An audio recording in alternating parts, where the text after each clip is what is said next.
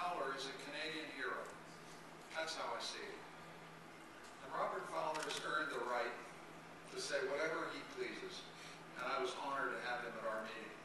I didn't agree with every syllable, but that's exactly the kind of challenge to our party that our party needs, and I'm darn glad he was here. I got to say the same thing in a mosque as I say in a synagogue, which is that I believe in two states for two free peoples. I've said that since I've been in politics. I'll keep on saying that balance, that crucial balance, has been at the core not only of Canadian foreign policy but also social peace in our country. And I try to say that in every room I go to. I'm a strong defender of the state of Israel because I've lived in Israel and taught in Israel. But I've also been to Ramallah. I've also been to Gaza. I've also been to Jenin, right?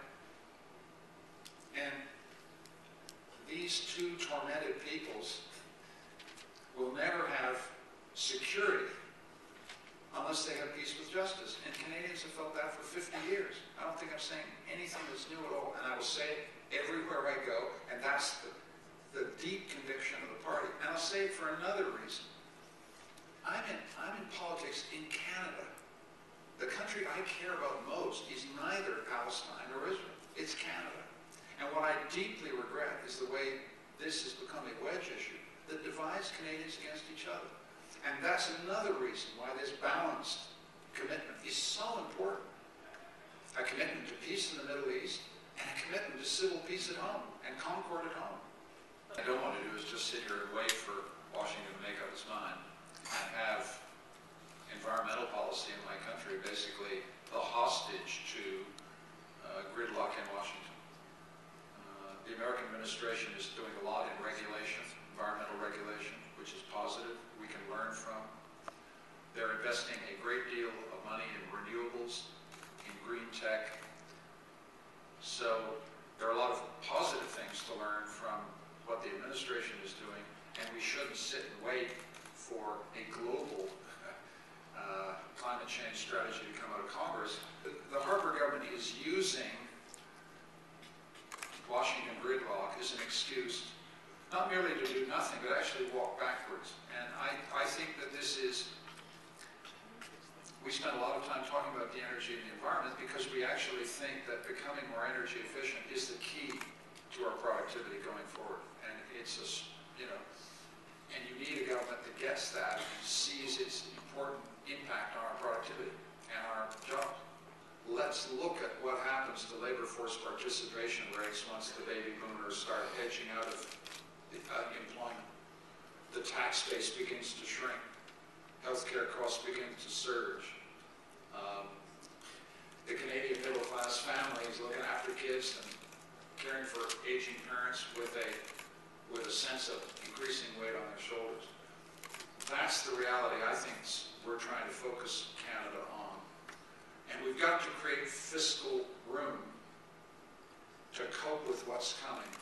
So for me, the issue is structural, not structural. The real issue is what's happening to the society and the economy that a government has to respond to. And the claim we've been making this weekend is that the government we've got is not honestly addressing that issue. We can argue with their numbers back and forward, but they're not looking at that train, and it's coming right at us. And we have to create fiscal room in order to deal with it. By which I mean we've got to have room to pay down the deficit, and we've got to have the room to make a few, emphasize few, strategic, targeted investment in, excuse the jargon, human capital formation. And it's not, I want to go on about this. It's not so that I can create room for the Liberal Party, right? That's not what this is about. This is about how any political party that's honest with the truth faces up to that challenge. We don't need to do a million things, I'm saying. We need to do a couple of things really well, and they all focus on investments in learning, in partnership with provinces, in partnership with great NGOs, in partnership with the private sector. And I think that is a message of hope. We did talk directly about healthcare and broke the silence on healthcare that's been going on in this country for 4 years. We said We've got to do prevention, prevention, prevention, health education. Obesity, diabetes, these are killers for healthcare costs, and we've got to get out there. And notice the receptivity